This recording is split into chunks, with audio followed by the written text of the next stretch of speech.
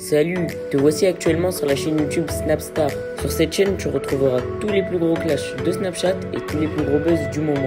Surtout, n'hésite pas à t'abonner tout en activant la cloche des notifications pour ne rien rater du contenu exclusif de cette chaîne. Et oui, sur cette chaîne, tu retrouveras du contenu qui n'est disponible nulle part ailleurs. Sur ce, je te laisse avec la vidéo. Bon visionnage. Comme vous avez pu le remarquer en regardant le titre et la miniature de cette vidéo, aujourd'hui nous allons essentiellement parler de Sarah Frézou. Vous devez certainement tous la connaître. Sarah, c'est une candidate emblématique des anges qui s'est fait connaître grâce à son physique hors du commun. Comme vous le savez, il y a quelques jours, Sarah a annoncé qu'elle a fait une énième fausse couche. Dans cette vidéo, la fraise a décidé de se confier une nouvelle fois à sa communauté pour donner tous les détails. En effet, elle n'est pas passée par 4 chemins et elle a insinué que Ahmed est responsable de cela. Je vous laisse sans plus tarder avec sa prise de parole et n'oubliez pas que vous pouvez soutenir notre chaîne pour bénéficier de scoops exclusifs. Hello tout le monde, j'espère que vous allez bien dormir. On va arrêter de pleurer, on va arrêter de penser à ça, parce que ça nous aidera pas à avancer quoi qu'il arrive. En tout cas, sachez les filles, vous n'êtes pas seules, vous n'êtes vraiment pas seules. J'ai reçu énormément de messages où on me disait d'aller porter plainte contre l'hôpital, ceci, cela. Je les ai contactés, je leur ai envoyé des preuves. Et on m'a envoyé chier. Et en fait, je suis fatiguée. Je suis fatiguée. Je suis dans un mood où je devrais être complètement vidée d'esprit, positif, heureuse pour pouvoir que mes PMA puissent fonctionner. Parce que ça part du principe où vous devez être en paix, vous devez être pas stressé, pas dans les problèmes. Comme je vous ai expliqué, j'en ai pas fait une, j'en ai pas fait deux, j'en ai pas fait 3 et j'en ai fait 4. J'ai pas parlé au premier échec, j'ai pas parlé au deuxième échec. Et même si ça a été autant dur, hein. Les filles, je vais vous parler en toute sincérité et pour celles qui sont dans cette démarche, je pense qu'elles vont me comprendre. Mais je vais vous expliquer un peu le ressenti que moi j'ai eu en tant que personne qui fait la PMA, qui fait la FIV. C'est très compliqué. C'est très compliqué. Je vais vous montrer la prise de médicaments que j'ai avant, après. C'est épuisant. Vraiment. On va essayer d'arrêter de pleurer. Je suis fatiguée. Quand je vous dis, c'est épuisant, c'est horrible. C'est horrible. Après, j'ai envie de dire Dieu merci qu'aujourd'hui la médecine a évolué et qu'on puisse tomber enceinte malgré si on a des problèmes. Mais c'est que ça reste tout de même un parcours qui est éprouvant, psychologiquement comme physiquement. Et aujourd'hui, si j'ai décidé de prendre la parole, c'est que je trouve qu'il n'y a pas assez de personnes qui en parlent. Il n'y a pas assez de personnes qui soutiennent. Il n'y a pas assez de personnes qui se mettent à notre place. Voilà, en tant que femme, c'est dur. Déjà, c'est dur de comprendre que tu peux pas le faire naturellement. C'est très compliqué déjà pour ça. Putain, mais non, j'ai pas pleurer. Je suis désolée, hein, mais c'est vraiment quelque chose qui me... C'est déjà très compliqué d'apprendre ça et t'as l'impression d'être différent du... T'as l'impression d'être complètement un extraterrestre comparé à d'autres femmes. Surtout, on va pas se mentir. Tu regardes un peu autour de toi, tu vois des naissances, tu vois des femmes enceintes, tu es heureuse pour elles. Et d'un côté, tu as cette part de jalousie où tu te dis, en fait, pourquoi pas moi? Mais qu'est-ce que j'ai fait au bon Dieu? Et après, tu te dis, c'est des épreuves, t'es éprouvée et c'est pour montrer encore que t'es forte, que tu tiens et que tu le veux vraiment.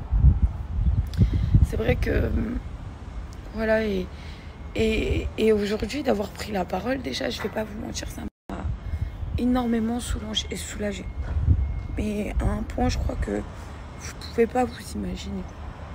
C'est compliqué, hein. C'est compliqué de se dire, faut pas que tu parles parce que l'œil aussi peut détruire énormément de choses. Et à la fin, quand tu vois ces échecs, tu te dis, t'as besoin de dire les choses, t'as besoin de parler. Même si tu vois c'est intime, hein, et qu'il y a ton mari, et qu'il y a ta famille, et que, en fait, je sais pas, tu te sens quand même seule. Même si t'as du monde autour de toi, même si tout le monde est là pour te soutenir, même si t'as un mari exceptionnel qui t'accompagne à tous les rendez-vous, qui fait tes piqûres, qui fait tout ce que tu veux.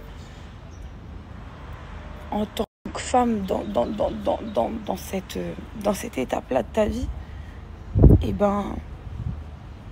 tu te sens toujours seule. Tu te sens toujours seule. Et t'as l'impression d'être incomprise.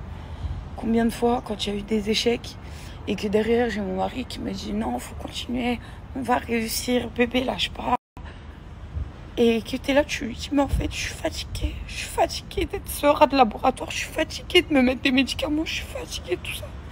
Je suis fatiguée. » Là, je parle de mon ressenti quand je dis « J'ai l'impression d'être un rat de laboratoire parce que c'est dur, c'est dur. » Moi, déjà, qu'il y ait quelqu'un qui est anti-médicaments, c'est quelque chose que je n'aime pas. Et je vais vous montrer une photo de tout ce que tu dois prendre au quotidien. C'est dur, c'est dur. C'est dur. On te fait passer par un traitement, puis par un autre traitement. Puis tu te fais opérer pour retirer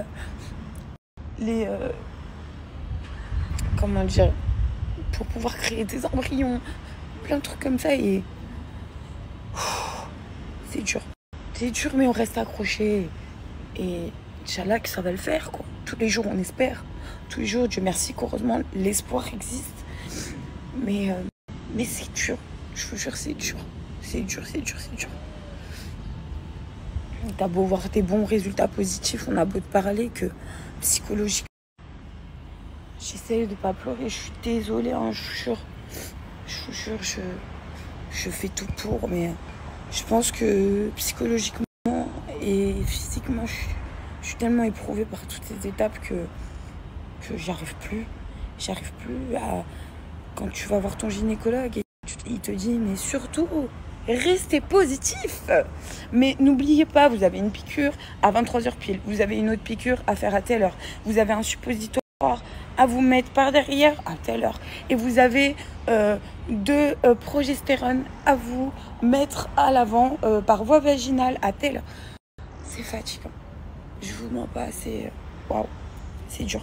C'est vraiment dur. Et je voulais dire aussi à ces filles-là qui sont dans le même parcours que moi, les filles, il faut qu'on se soutienne, il faut qu'on s'accroche. Parce que je veux ce bébé.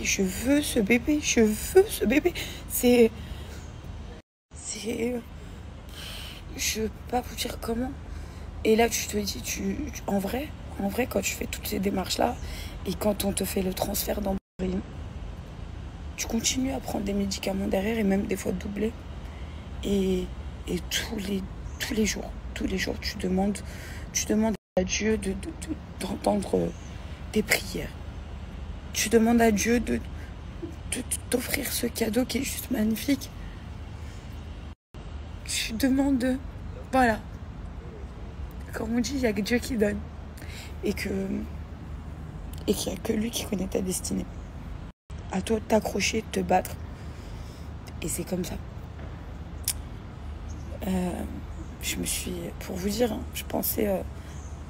pour l'instant, pas de nouvelles positives. Mais je me suis filmée pendant mes piqûres. Pendant tout. Pour un jour vous donner espoir. Et je vais continuer. Et il y en a d'autres qui diront mais pourquoi se filmer pendant ces périodes-là? Vous savez, quand je me filme, quand je fais ces piqûres, je me filme quand il y a des résultats qui sont pas forcément positifs. Plein de trucs comme ça.